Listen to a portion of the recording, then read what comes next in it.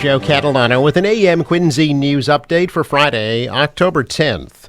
A husband and wife team from Braintree are headed to prison for operating two illegal basement casinos in Quincy and Chinatown. 50-year-old Zhu Tan Zhang and 55-year-old Shi Rong Li both pleaded guilty this week to running the casinos at 299 Newport Avenue in Quincy, a Taekwondo studio, and in Chinatown since 2022. The couple also admitted that they sold $6 million worth of illegal cigarettes and on charges of money laundering and tax evasion. Zhang will serve 3 years behind bars and 2 years probation. Li got 18 months in prison, suspended for 2 years, and 2 years probation. Officials say the casinos included gaming tables, slot machines, and other gambling devices.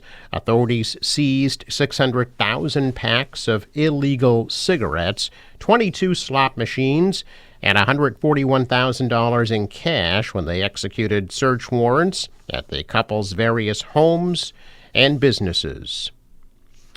Now, ballots for the November 4th Quincy City election are being sent out to people who requested mail-in ballots without a ballot question dealing with the mayor's annual salary. The ballots were completed after the Quincy Citizens for Fair Raises failed to gather enough signatures to force the question on this year's ballot.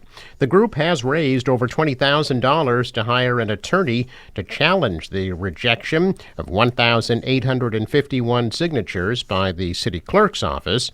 City Clerk Nicole Crispo says the election department followed proper city and state procedures in certifying the signatures. The citizens contend that officials should use the printed names to verify the signatures, not just the signed name. The city says the group fell 828 signatures short of the required number to approve the ballot question. Quincy Mayor Thomas Koch is being invited to speak about the city's debts at the next City Council meeting. Ward 1 Councilor Dave McCarthy, the chairman of the Finance Committee, extended the invitation to Koch, Municipal Finance Director Paul Della Barba, and Strategic Asset Manager Rick Kosha during this week's council meeting. McCarthy said that Koch recently produced a video explaining how the city manages debt after questions were raised about the $1.6 billion in debt and the recent lowering of the city's bond rating by S&P from AA to AA negative. Koch was invited to appear at the October 20th council meeting. The Quincy Youth Football and Cheerleading Program is marking a historic milestone. The group was honored by the Quincy City Council this week on their 75th anniversary. President Nathan Knowles believes that makes it a unique program in the country. A celebration for the program was recently held at Veterans Memorial Stadium. Quincy Youth Football and Cheer is a tackle and flag football and cheerleading program for kindergartners through 8th graders. It is a nonprofit, 100% volunteer organization. Well, a 250th birthday celebration for the United States Navy will be held this morning at the new Navy Park at Marina Bay in Quincy. The event will begin at 10 a.m. and include remarks by retired naval officer Alicia Ping, the Partnership and Civic Engagement Liaison for the National Park Service. City of Quincy Historic Heritage Director Bob Damon will also offer some local naval history, and Quincy Veteran Services Director and Navy veteran Christine Cugini will also offer comments, along with Quincy Mayor Thomas Koch. Due to the federal government shutdown, the Navy Band Northeast will not perform, and programs that were planned at the Adams National Historical Park will not take place. This weekend, the USS Salem at the Quincy Shipyard will be open from 10 a.m. to 4 p.m. both days for a Navy celebration. Active duty naval personnel and veterans will have free admission. This year's annual Quincy Christmas Parade will reflect the Quincy 400 celebration that's been going on all year. The parade committee has announced that the parade theme will be Historic Quincy Celebrates Christmas. Applications are now being accepted from groups that would like to enter floats based on that theme. Nonprofits and schools that build their own floats compete for cash prizes, while commercially built floats receive plaques. Some of the floats that appeared in the Flag Day Parade in June, based on Quincy 400, will be included in the Christmas Parade. The deadline to submit an application for a float is October 31st. And QATV will once again sponsor the Elementary School Parade Poster Contest. The 72nd Annual Parade will step off on Sunday, November 30th at noon at Hannon Parkway and Hancock Streets and proceed down Hancock Street to North Quincy High School.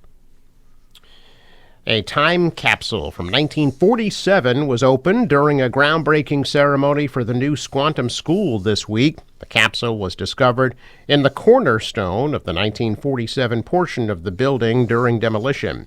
The capsule contained newspaper articles, coins, and other artifacts from the era. Demolition of the old school will be completed in 2 weeks.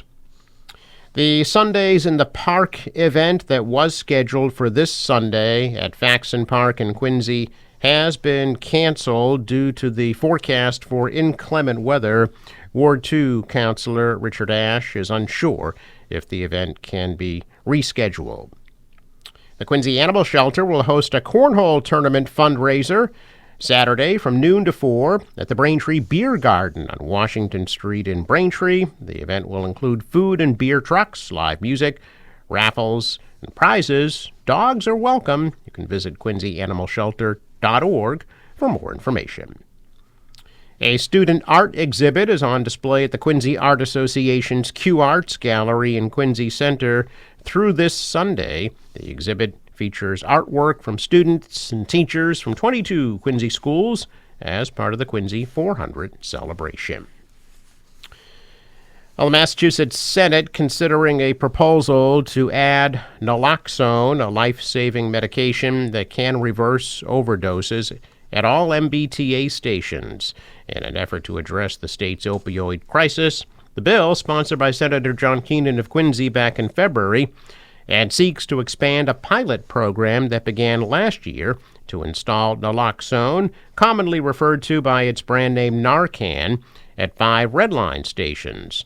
At a Joint Committee on Transportation hearing this week, Keenan, who represents Braintree and Quincy along the Red Line, said it is crucial that naloxone be available at all T stations, not just a few.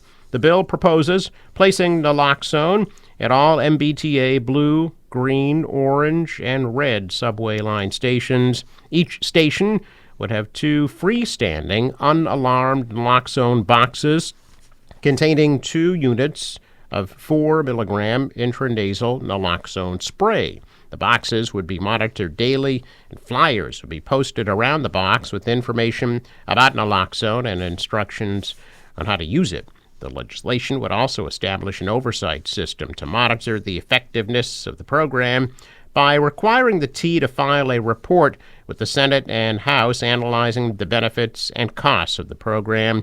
The T was required by law to file a report on the Red Line naloxone program by September 1st, but Keenan says they haven't done that yet. In addition, Keenan has proposed a separate bill to establish a trust fund to financially support naloxone distribution in the state. Despite the strides made to reduce the number of overdose deaths, Keenan said the state should not stop fighting to address the opioid crisis. Blue Cross Blue Shield of Massachusetts is offering voluntary buyouts to roughly 750 employees as the health plan deals with the largest financial losses in its history. The voluntary separations are being offered to roughly 18% of the 4,200-person workforce. Employees over 55 who have been with the company for 10 or more years are eligible. Blue Cross Blue Shield is the largest health plan in Massachusetts. I check out business news this morning, and stocks are down. The Dow dropped 243 points. The Nasdaq and the S&P both lost 18. Asian stocks also fell. The dollar was down. The euro was flat. Oil at $61 a barrel. Sports, the Bruins win their home opener. Boston last night beating Chicago 4-3 In overtime, they will welcome Buffalo to the Garden tomorrow night at 7. And Patriots are in New Orleans Sunday at 1. Forecast from the National Weather Service. Today, sunny and a high of 62. For tonight, partly cloudy, low 38. Tomorrow, sun and clouds, high 66. Sunday, scattered showers, the high of 61. And then Monday on Columbus Day, it looks like our coastal nor'easter with wind and rain, and highs Monday around 60 degrees. Out on the water today, waves about a foot. A light northwesterly wind becomes southerly later today, and a high tide 2:16 p.m. Sunrise 6:51, sets at 6:09. I'm Joe Catalano with an AEM Quincy News Update for Friday, October 10th.